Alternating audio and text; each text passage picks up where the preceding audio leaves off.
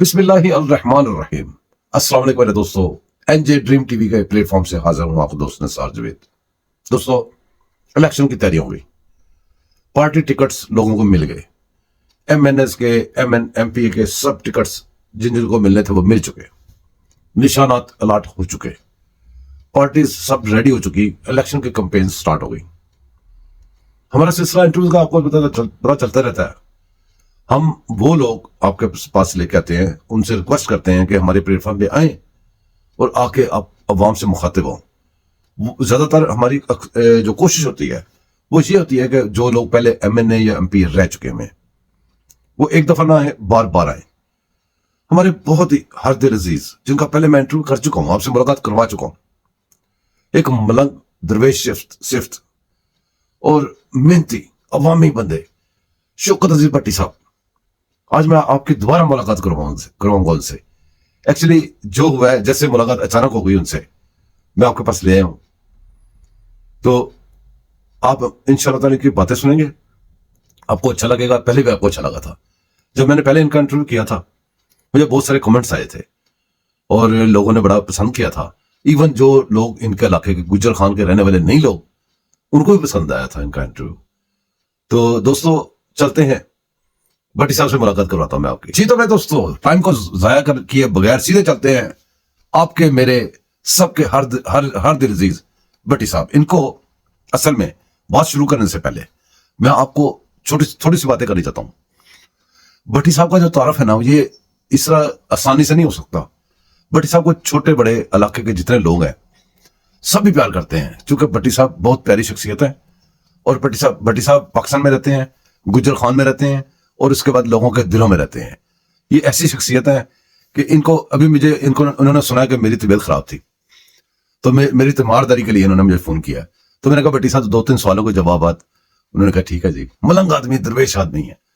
تو سیدھے چلتے ہیں اپنے پیارے بھٹی صاحب کے پاس۔ بھٹی صاحب السلام علیکم ورحمۃ اللہ وبرکاتہ۔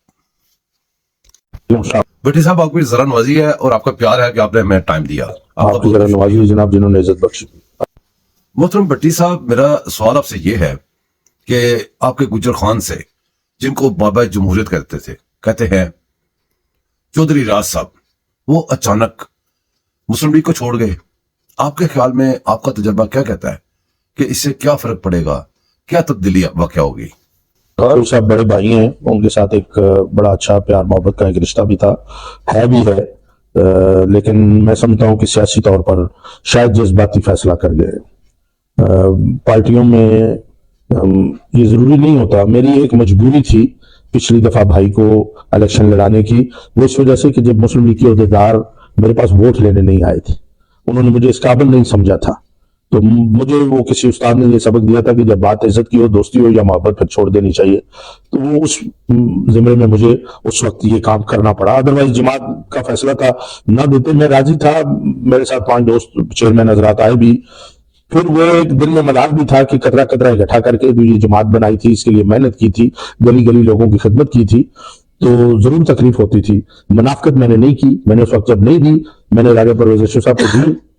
جب ہمارا آپس میں راضی نامہ ہو گیا، واپس آیا، مسلم لیگ کے لیے کام کیا، سب دوستوں کو ایک پلیٹ فارم پہ کیا۔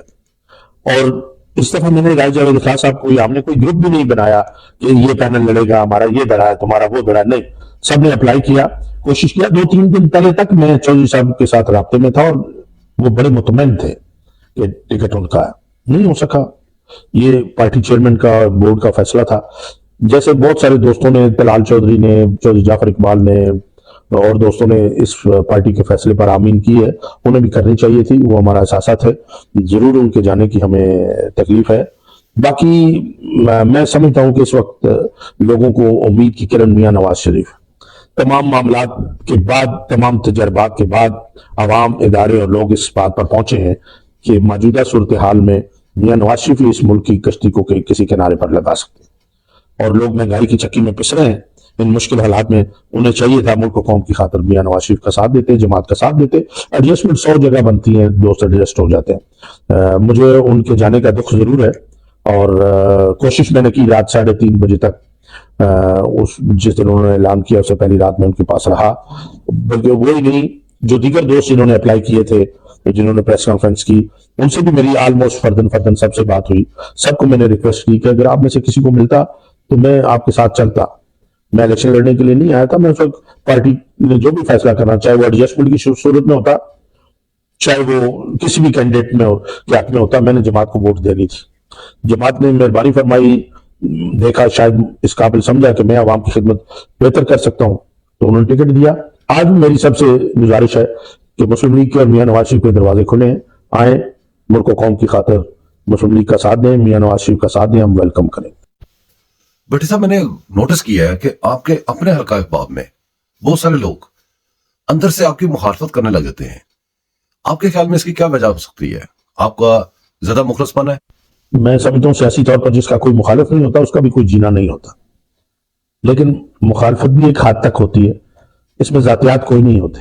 ये दौर थी टिकट के असूल के लिए, मेरे साथ ज्यादती भी हुई। पार्टी के अहदेदारान, तहसील के अहदेदारान खुद मुकला खड़े करके मेरे खिलाफ अदालतों, एसी और हाई कोर्ट तक एतराजात में गए, जबकि अपनी जमात के बंदों को नहीं जाना चाहिए था, लेकिन ये उनका ज़र्फ था। पाकिस्तान मुस्लिम लीग का हर वर्कर इस बात से नाला है, और मैं आपको ये बता दूं कि ये निशान लेने से मेमोरियां नहीं मिलती। जब वोटर के पास जाएंगे, जब लोगों के पास जाएंगे, लग पता जाएगा, क्योंकि अवाम का एक शदीद गुस्सा है उन दोस्तों पर जिन्होंने हर स्टेज पर यह नारा लगाया था कि हम इकट्ठे हैं, हम एक प्लेटफॉर्म पे, पार्टी जो फैसला करेगी हम मानेंगे, लेकिन उसके बाद उन्होंने वायलेशन की। मेरे ख्याल में मुझे रात डिविजनल प्रेसिडेंट का भी फोन आया था, और लाहौर से भी इतला मिली है कि पार्टी ने हुक्म दिया है कि मैंने उन्हें कहा कि 1-2 दिन ठहरे, मैं उनके पास जा रहा हूं, मैं उनसे राब्ते में हूं, मैं उनकी मदद करूंगा, इन दोस्तों को मैं वापस लाऊंगा और उनका मकाम उन्हें दूंगा।